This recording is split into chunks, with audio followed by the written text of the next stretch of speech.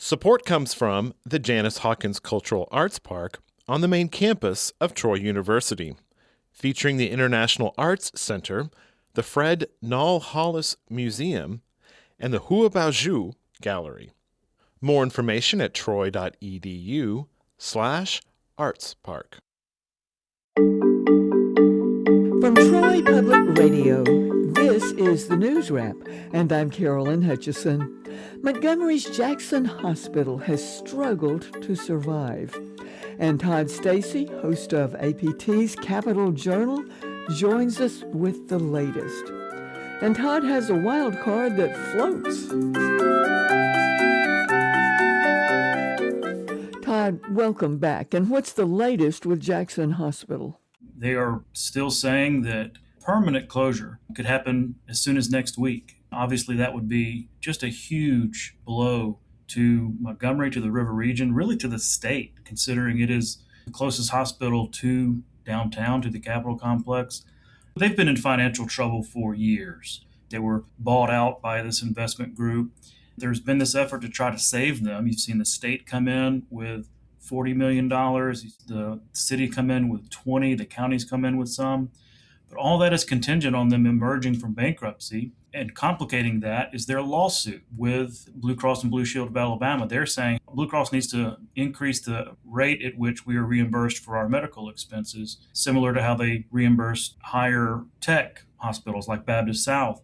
Why are the reimbursement rates higher for Baptist than Jackson Hospital? It's all about the scope of services. So Baptist South is a Tier 1 trauma hospital. It's the only one we have around here. They treat a way higher level of patients. If you get shot or if you have major surgery, you're going to Baptist South because they have the capabilities to treat that. So if those kind of hospitals get a different reimbursement rate because those services are different and higher value than Jackson, that's pretty typical throughout the insurance industry.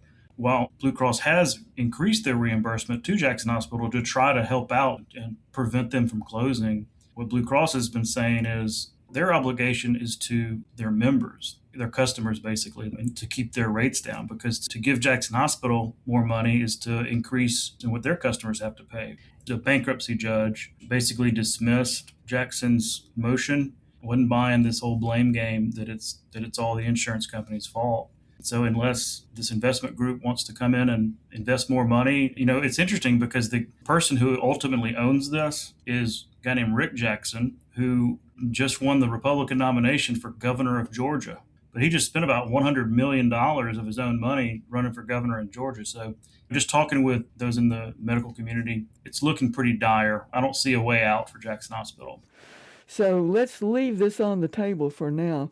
Do you have a wild card? And just in time for the 4th of July, up there on Weiss Lake, they have this, what they're calling a Weiss cream boat. This flatbed boat has been outfitted to look just like an ice cream truck. We all grew up hearing the music from the ice cream truck. Well, they figured out how to do this on the lake. You can get your ice cream, you can get your snow cone. So I just think that's really cute. So you go to bamabuzz.com and you can see this Weiss cream boat up there on Weiss Lake. Who doesn't love a cool treat while they're out on the water? Todd, in addition to Capital Journal, you're hosting a big celebration.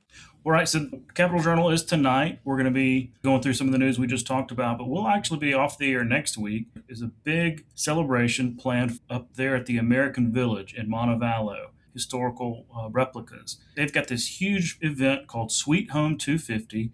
They're going to have live performances, and we're broadcasting all of that live on Alabama Public Television starting at 6:30. And of course, that'll all end with a big fireworks show. So I'll be up there in Montevallo. So I hope you'll join us. It'll be a lot of fun on PBS. We will tune in. Meanwhile, thanks for the news wrap, Todd. You bet. Joining us for the news wrap was Todd Stacy, host of Alabama Public Television's Capital Journal, tonight at 7:30 and Sunday at noon and on YouTube. More information can be found at the aptv.org website. Thanks for joining us for In Focus, which is a podcast wherever you get your podcasts. I'm Carolyn Hutchison, and this is listener-supported Troy Public Radio.